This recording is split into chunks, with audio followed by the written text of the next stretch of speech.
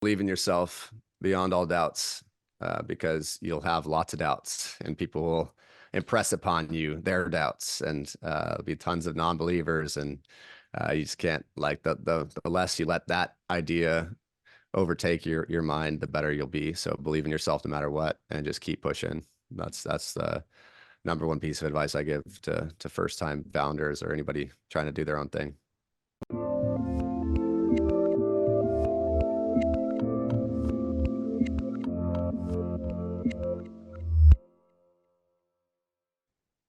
Hey everyone, this is Devin Miller here with another episode of The Inventive Journey. I'm your host, Devin Miller, the serial entrepreneur that's grown several startups into 7 and 8-figure businesses, as well as the founder and CEO of Miller IP Law, where he helps startups and small businesses with their patents and trademarks. You ever need help with yours, just go to strategymeeting.com, grab some time with us to chat. We're always here to help. Now, today we've got another great guest on the podcast, Robert Herr. And Robert started his journey being born and raised in a small town in Colorado, not having a lot of entrepreneurship or opportunities growing up, and always wanted to move to Santa Barbara for college. So when he was at the age to go to college, he started that direction, and also started his first business around 20 years of age. Launched a product with crowdfunding, and raised a good amount, but realized it would take a lot more to get that going. So figured out a lot about business aspects along the way, and I think that was in cell phone accessories. And then started another business to modernize, I think it was military equipment. And then after that, I had a falling out with one of the founders or co-founders of the business, and shifted back to focusing on a new business, which was revisiting some of the cell phone accessories. So with that much as an introduction, welcome on the podcast, Robert. Thanks for having me, Devin. It's always great to do these kinds of things. So looking Hey, I'm forward to this excited to session. have you on, and definitely looking forward to a great conversation. So I gave just kind of a quick walkthrough to a much longer journey. But why don't we rewind a little bit and unpack, and tell us a little bit about how your journey got started growing up in a small town in Colorado. Sure. Yeah. You touched on some funny highlights. I mean, some of them are the better ones, some of them are the harder ones. But yeah, That's I'm how one of all the good life. journeys are. If you're not Yeah. having some good or ups and downs, you're not doing it right. Oh yeah, yeah. There's plenty more war stories and highlights in there too. But yeah, I grew up in a small town, about 7,000 people in Southwest Colorado, and was always I was blessed with kind of, growing up in my time frame. There wasn't a lot of education around entrepreneurship or encouragement around that kind of subject. So it was a lot of just figuring things out on my own, and I grew up in a country where it's a lot of time to form my own perspective and not have a lot of outside influence. So that was a real blessing to someone like myself that is self-directed and wanted to try to find my own way and questions everything and is passionately curious about the way things work, and always wanted to understand top down why things are the way they are, why companies are run the way they are, why owners manage their businesses the way they do, and things like that. So I essentially always knew I was going to be running my own um, life, if you will. And so when I went to, college was a way to get come west, and Santa Barbara is a vibrant city that I fell in love with. And the city college here is number one community college in the country at the time. So incredible school, still is, top couple, if not the same status. They're an incredible school, and I didn't have to go into any debt to go there. So I didn't want to take out any loans or anything like that. Didn't make sense to me. So um, I got my start there at the campus on the water in Santa Barbara City College, and Just out of uh, curiosity, just to follow, what was it about Santa Barbara? Was it, hey, it's kind of in the Silicon Valley, California. I want to be a surfer.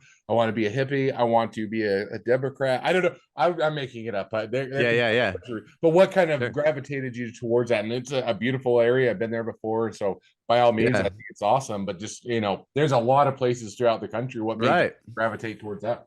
It's a great question. I love that question because when I was 18, I graduated high school early because I just never really enjoyed the academic classroom, setting. And so I did everything I could to accelerate my credits, and I graduated early.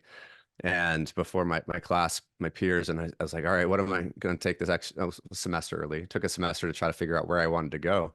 And I really was trying to feel where I wanted to go versus like, what is it that I want to do? Because I didn't know what I wanted to do. You don't generally know what you want to do, but you kind of know the lifestyle that you want to live. So I was looking at schools on the East Coast, and my godfather lived in Santa Monica, and I loved growing up going to visit Santa Monica. And so I went out there to look at, this, and I knew I didn't want to go into debt, so I wasn't gonna even apply to 4 years because I was gonna have to take out loans for all of them. And and so I was looking at Santa Monica College, and it was just too transient. And LA was way too much energy for me coming from a town of, sub 10,000 people. And it was just way too much. And so somebody told me about Santa Barbara and say, just drive up the coast, check it out. So I came up to Santa Barbara City College, and it was just like heaven. I mean, the feeling was so vibrant and the people were so vibrant and the weather was just perfect and it wasn't too big and overwhelming. And I was like, I just felt like this was my place. And so that was what drew me to Santa Barbara, just visiting and realizing, yeah, like there's this great school here that happens to be number one in the country right now in 2-year schools. So great, like perfect. And I'm so glad. I'm the best decision I've ever made, and for my life. And it's been almost 15 years now. I've been here 15 years, and it's yeah, it's been a great journey. So and what I didn't know at the time, but found a lot of people have come to Santa Barbara for these reasons, like amazing founders of global companies and total like, multi-billionaires and all the, Oprah lives here, all like Harry and Meghan live here. All these people live here for a reason. And there's like titans of industry that retire here. But when you're that type of person, you don't really retire. You're still managing, Mhm. huge resources and are super creative and want to continue to be creative. And so there's I found that the resources here are incredible. It's not the same like in your face as it is in certain areas like in Silicon Valley and different parts of the world, but it's my pace, my kind of people, and it's just Oh, been a really oh, great that's time. awesome. Yeah, So a really now, so great you place to say, okay, start I'm going to business. go off to college there. This is the place, or this is where I want to Yep. go. So you move there, you start to study and agree, and I think if I remember, and I always say, correct me if I'm wrong, if I'm putting words in your mouth. But you got into doing cell phone accessories. Is that while you were in school, or after you graduated, or kind of walk us through that a bit? Yeah. So at school, I was still just taking exploratory classes because I didn't have a direct like idea of what I wanted to do. So I was like, oh, well, how can I improve myself, right? Like, how can I become the best version of me for whatever it is I want to do? A lot of Mm, communication, psychology, philosophy, sociology, those kinds of classes have been, amazing from my development. And I think for everyone, those classes are really helpful. But I got involved in an entrepreneurship club because I was always trying to sell something, trying to come up with, I like naturally I was working on a project at all times, trying to turn a buck or, figure something out. And I just didn't have the infrastructure yet to work with. But there was an entrepreneurship club that met on Friday mornings. And the entrepreneurship club was not much of a club at the time. mm. It was 6 people trying to get something on their resume to transfer on to university. And then it was me like, how do I start a business and grow and run something formally here? And so the next semester, those 6 went on to university, and it was me and the director of the club. And she's like, I'm going to bring a seasoned entrepreneur in and invest and mentor teams. You recruit people. I recruited 35 people, and we had a club, and we actually got going. And that's where Fuelbox, my original company, was founded. And did that first semester, and then the next semester was just going for it and raise some money. And then I finished school that semester. I was doing school at the same time. That was my last semester at school, and was able to raise about maybe $10,000, from family and friends just to get going. And then my partner and I went to a co-working space and just started going after it. So for the Mm. next, for the rest of my career, that was the beginning of my career. I just started learning the hard way, going, raising capital, finding, going to every business event, every mixer, every opportunity I had to pitch or to be a part of something to do with startups. We were involved in, and that's where it started. And we had the concept we were kind of early in the portable battery space for phones and tablets, and that was kind of our entry and my entry into the world of startups. And you touched on it, I know, but what made you gravitate towards, cell phone accessories? You grow up and you're like, I'm gonna be a cell phone accessory guy. No, I'm just Oh kidding. yeah, Maybe right. maybe that was the case. You just really loved phone cases and batteries, and I do love cell phone battery or the battery packs. Or it's just kind of I always find there's a lot of interesting nerdy stuff there. But how did Yeah. you or kind of settle on that, or what pushed you in that direction? Yeah, so I mean, the number of businesses I've started that have never gone anywhere, yeah, I couldn't even tell you how many. But before it came to this project, I was working on a software platform. It was called bucketlist.com. That was kind of an amalgamation of like, Expedia with because at the time our the baby boomers were not on Facebook yet. Like that was pre but they were starting to come on Facebook. And we're like, this isn't for you. Like, this isn't for like, let's create a new social platform that's for you guys that like, so bucketlist.com was my attempt at making a social network for like the 50 plus, my parents and up at the time, and kind of focused on like, experience. So anyways, that was the concept I was working on when I came across the idea for Fuelbox. My roommate just kept losing his phone charger, and we were in college, and 20-30 bucks was a lot. It was super frustrating. And we are like, hey, why don't we just tie one to the outlet? Can we just like drill one to the outlet so it doesn't go anywhere? And I was like, well, that's a great idea. And so we started working on it then at that point. It was just kind of out of need. And then it evolved into a two-part system. And so it kind of, I just started with a simple concept that ended up evolving into a concept that people, kept being like, interesting. Like I'd invest in that. And then when you start getting people to say like, can I invest in you? Then you're like, I'm onto something. And so that was when, that was how we found ourselves in this space. It wasn't necessarily like we fell in love with it. It was just an idea. It was a solution to a problem that we were all experiencing. And people, when we told them about it, were like, can I invest or can I get involved? And it was like, all right, let's run with this. And so it just snowballed from there.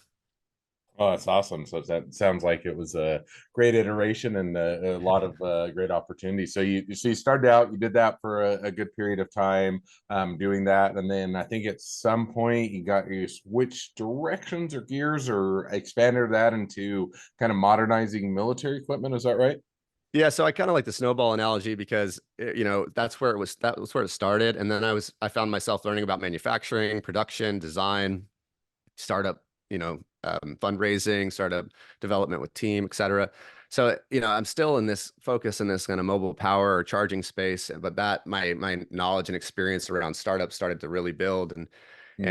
and so my expansion, like for what else can I do in different markets, started happening. And we at the time we were just selling online. We did a crowdfunding campaign, did like $80,000 in a month, which was really great. And we started getting some success with direct to consumer online and Amazon and whatnot, but it just wasn't really wasn't paying the bills. It wasn't getting to scale.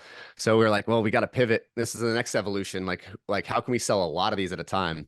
And we were introduced to a gentleman that was in the hospitality space. So we started selling to hotels and like event groups and doing like corporate gifting. And that kind of got us to the next level, about 500,000 or so in revenue. We were like at a couple hundred grand to like 500,000 in the next couple of years. And then, but it still wasn't supporting a very big team. And so at that time was like, we got introduced to uh, a group out of Verizon that manages disaster relief and works with FEMA and whatnot. And so we got to go to this gotten invited to be part of Operation Convergent Response, OCR, in 2017. And that was a bunch of small companies that Verizon and Nokia brought together to respond to natural disasters and to basically help communities be resilient or respond or rebuild and also be protected against terrorist threats during that time and all because that's when cities are vulnerable, that's when our country's enemies like to attack and stuff. So it was a really cool, that was another expansion of like, okay, now we're in the direct to government space. So then I started working on deals with Homeland Security and Department of Defense. And then I saw a lot of opportunity to expand beyond just power in that market. And I was working with a design agency at the time. And they were really interested in starting a new venture. And so that's where Bunker Supply was was founded between the principal there and myself. And then, meanwhile, I'm trying to figure out how to get Fuelbox to an exit or to a more healthy financial space.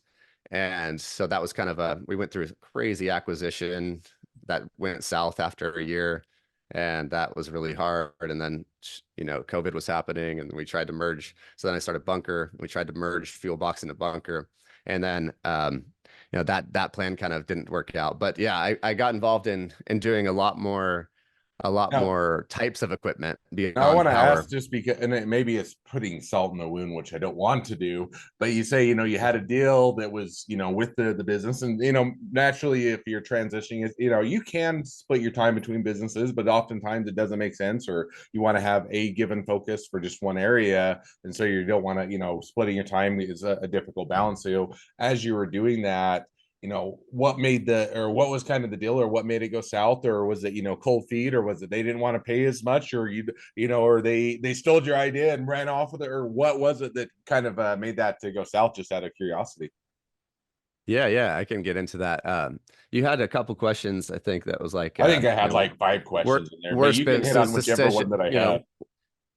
yeah, like worst business decision and like one piece of advice for some Yep. entrepreneurs. Those Don't are, ruin the final question. You yeah, can yeah, get yeah. one of them, but That's what don't I'm ruin. saying. No, we got to Well, keep the audience this is anticipating that. So, but go ahead. this is kind of surrounding that topic. So I didn't want to jump the gun on it, um, but yeah, essentially, when you're running a business, you start a business, you think you're going to be successful within the first year or two or couple, and almost all the time you're not, and most people drop out at that point, and then the crazy ones continue on. And so, we I'm one of those crazy ones that, we're year 5 and still barely making ends meet, and then where you get burnt out, even like if you started at 20, but now I'm 25, 26, I'm super burnt out. I'm like, I got to figure out a way to exit this business to get return for my investors. By that time, I'd raised over $1 million, in equity and a couple $100,000 in convertible notes. And, my life is this. So like all my personal life and relationships are like really difficult. My mental health is struggling heavily. It's like a really difficult process. So you're like, how the heck can I get an exit? Like, how can I sell this thing? Right. So when we got involved in Operation Convergent Response and we're starting to have opportunities with the government, there were other companies there, and one of them wanted to purchase us or was interested in partnering with us, saw our value within creative marketing and salesmanship and opportunities to kind of run a division of a company that they were working on building with really innovative technology they had relevant to our space. And so I saw that and I went all in. How can I get this? How can I close this deal? So for a year, it was like 8 months. I focused every single day on how can I get this company to acquire us. And I took it all the way across the line. And we were acquired for $7 million. And it was like a 12x return for my angel investors. I would have, my partner and I would have been cash millionaires at the time. And it was a dream come true. And beyond that, like the division that we were going to run at that company was like incredible. We had, $10 million operating budget. I was bringing on all these amazing all-star employees and stuff like that. Then after we had a signing party and put a letter of intent on a building and a property on the coast that we were going to operate from, the money never showed up. Mm. And then the money never showed up, and the money never showed up. And we had to write demand letters, and it was just like top of the mountain, like you finally reach it, yeah, after 7 years of basically not getting paid, or just surviving. And then you think you reach it and everybody's celebrating. And I had like 40 shareholders. Everybody's, so happy. And then, explode, like implode, no money. The company got their assets frozen that was buying us because their financing they said they had wasn't real, didn't have the money. And it was just like, wow. And I totally lost sight of the business during that process. And so it was just after that, I was like, okay, where do we go from here? All my employees and prospective employees basically were gone. My co-founder and I were there still. And at this point, we're going to have so much resentment, you know, towards each other, and just, 7 years of frustrating, difficult, um, life, really, developing this business, that it was kind of, and we had to figure out how to survive. And so luckily I was able to close some deals with the government at that time. So we were able to get a couple deals going. And it was like brought us back to life.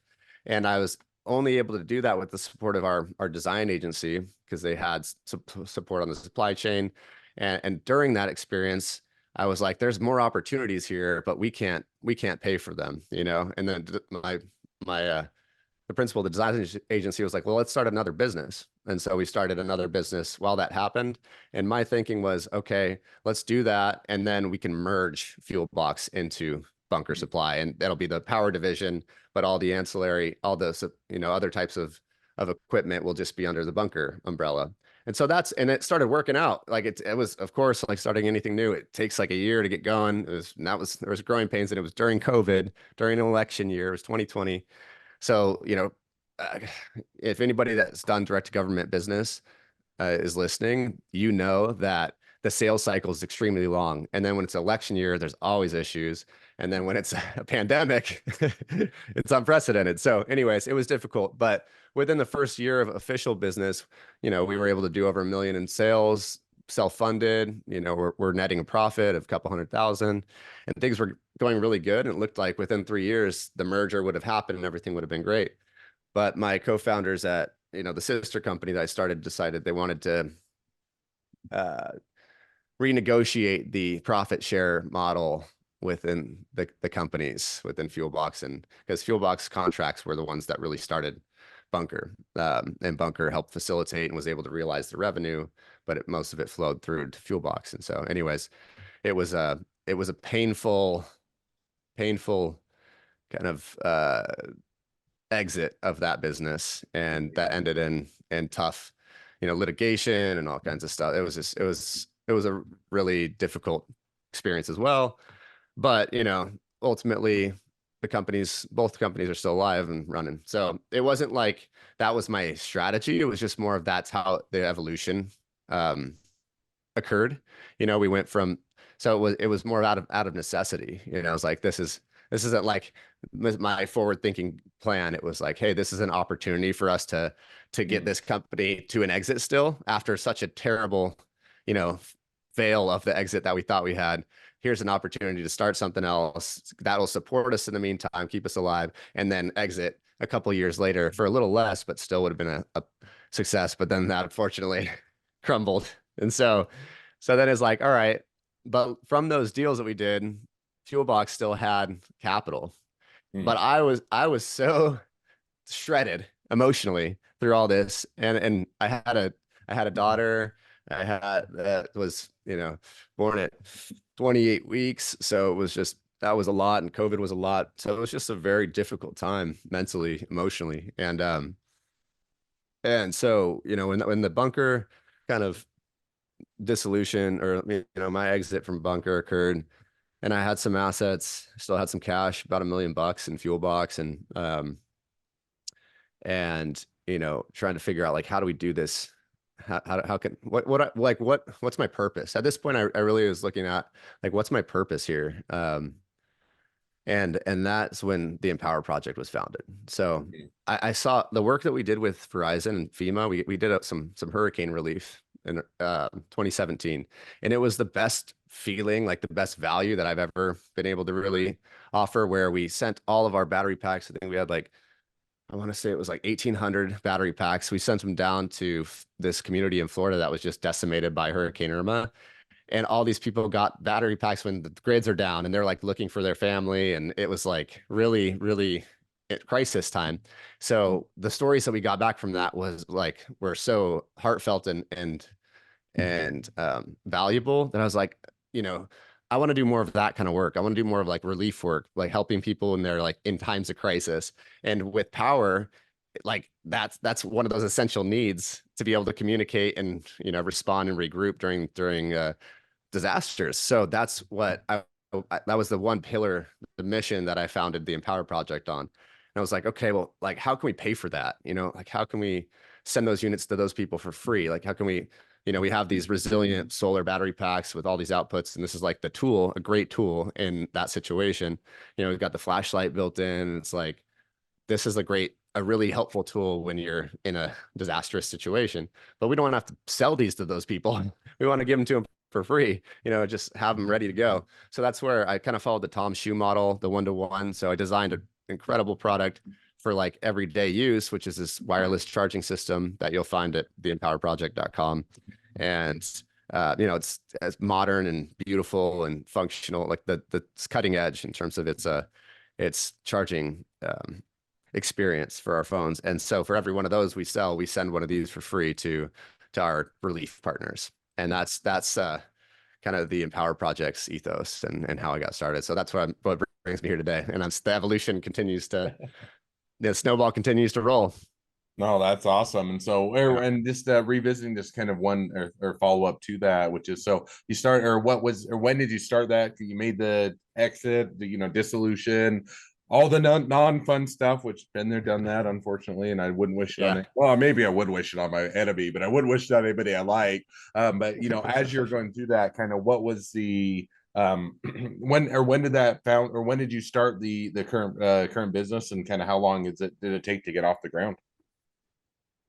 So the Empower Project, we officially started shipping just the beginning of this year in January, but it was over a year and a half of development. So all of 23 and most of 22 was spent um, developing this new charging system, this new wireless charging system, and the concept and like the partnerships with the direct reliefs and all these different folks that we were working with in the first responder groups.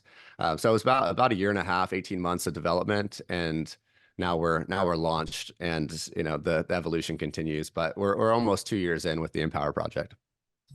Awesome. No, that sounds like a great. And just out of curiosity, you launched, or you started selling in June, so a couple In months January, just ish. in Or sorry, January. I Yep. meant to say January, and June Yep. popped into my mind. January. So a couple months ish in. How's Yep. as far as being in the market now? I get that there is a long time before that, and everybody tends to forget that. It's when the business goes live, it's the magic. It's just it take it overnight. But Yeah. as you guys now have launched, how's it? Or, how's the initial kind of traction or lack thereof, or still figuring things out, or too early to tell, or it's taken off like a rocket ship and you have more money raining down from the sky than you know what to do with? Or kind of walk us through, give us a bit of an insight how it's gone. Yeah. I'm still working, for that overnight success. 10 over 12 years in, I'm still waiting for that overnight success. But yeah, I mean, we're with the first run of inventory with any production run, as founders or inventors in hardware know, um, there's always issues. So we've got challenges with our battery pack that are like they're to the normal person they wouldn't necessarily see them as challenges, but for me as the acute designer and engineer of this product, I can see the flaws and how that relates to the user experience. And so those challenges have been gut punches and have been like, like we're not putting the battery pack on Amazon because it's just not quite ready for that speed yet of distribution. We're making all of the small little firmware updates to those challenges. So like that's been a big challenge for us in this last few months. Um, and and yeah, I mean it's sales are never fast enough in my opinion. We need to get more sales going, and I'm really looking for more distribution. And I'm trying to lock down a good distribution partner like a Verizon Wireless or a T-Mobile, because the carriers have the retail stores and they have the wireless customers and they're already selling these types of products, but they also have the crisis relief teams, the response teams, because they have to get the networks back up and running when the weather takes them out. So it's kind of a perfect partnership with a carrier for us as a distributor and a deployment partner for the survivor packs. So it's kind of a no-brainer because it's already in their business model. They can still make the same kind of money. We have a product that's superior to their other accessories, and we have the enhanced marketing and the service and value that they can add to their customer base in times of crisis or in areas that are prone to disaster. So really, my top priority right now at this stage is to lock in a deal with one of the carriers, with T-Mobile, Verizon, or AT&T. But since I have relationships and experience with Verizon on the federal side and on the crisis relief side, that's where I'm starting, and I'm hopeful that we can launch a really great program together. But right now, we're in the struggle, we're trying to sell 1, 2, 10, 20, doing small stores, and kind of getting some retail going. But you know, we need all the support we can get in terms of distribution. And this is why I'm doing things like this to get the word out and to promote our products. And they're great products, and they're only getting better, and they support a really meaningful cause. So it's more than just an accessory. It's something that makes a difference, and I'm proud of that. So we're working hard to make it all realize, the vision realized. And my hope is that we see it through, certainly not one to give up. So that's a necessary attribute of someone in my position. But but yeah, we're certainly looking and asking and promoting to find proper distribution partners that can help us get these things out to the world. And yeah, I'm hopeful that we can lock that in. But right now it's hard sales, direct sales, working hard to try to make it work. And yeah, I can't lie about the challenges that are all happening right now. It's tough, certainly tough. Well, sounds like you're in the throes, along with a lot of other startups. So you're always trying to figure that out and get the traction and the connections that you make. So definitely wish you good luck on that. And so, kind Thank of you. with that, now as we are kind of hitting the present day of the business or the journey, as well as even looking a little bit to where things are headed. Now, I'm gonna throw out the two questions I always like to ask at the end of each episode. So the first question I'd like to ask is, along your journey, what was the worst business decision you ever made? What'd you learn from it? Yeah, so I thought a lot about this question, and I think that there's a lot of bad decisions made along the way. But the one that turned out to be the most painful was really losing focus of the value and the purpose, and focusing of my business and what I'm doing, and focusing on the money and the exit. I was when you're tired and burnt out and you're trying to just figure out an exit, or trying to figure out, a way through financially, I lost sight of what's the value of the product and services like we're building and providing. So like that shows up in a lot of different ways. Like when the acquisition happened and I put my blinders on and just focused on the acquisition, just focusing on the money, then I lost sight of the business, and then the acquisition fell through and the business was in a very bad shape. So I think like the biggest like the hard worst one of the worst business decisions I've ever made was to lose sight of the value and the purpose of our company, and focus on the money too much. And what I learned from that was that you know the more you focus on the purpose, the more money you'll end up having, the more successful the business will end up being. Is just stay focused on the business, and people will come and you'll offer you opportunities and things like that, but don't get distracted by them. So that was the big kind of takeaway for me.